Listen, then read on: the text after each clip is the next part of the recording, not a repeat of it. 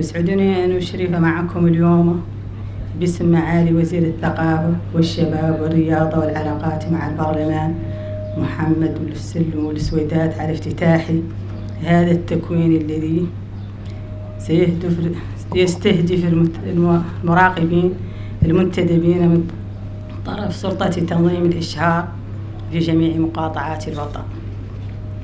إنها المرة الأولى التي يتم فيها اختيار ممثلين لهذه السلطة حديثة النشأة نسبيا لرقابة الإشهار السياسي على كامل التراب الوطني بالتزامن مع الحملات الانتخابية البلدية والجهوية والتشريعية 2023 لضمان أن يكون الإشهار موافقا للقانون ومطابقا لإرادة المشرع.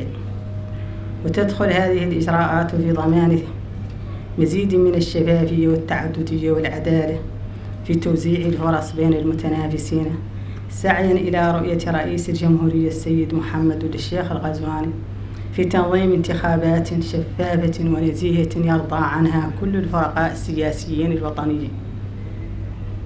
وهي الرؤية التي تسهر حكومة معالي الوزير الأول محمد بلال مسعود على تطبيقها.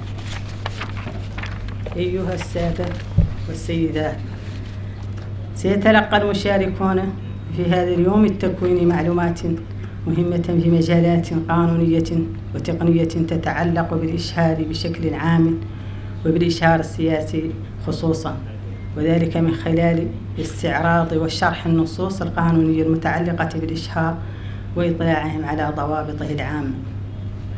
كما سيتلقون تكوينا مركزا حول مفاهيم وآليات الإشهار السياسي ليكونوا على معرفة تامة بما يلزمهم القيام به، ويتمكنون من أداء مهامهم في مختلف مقاطعات البلاد على أكمل وجه.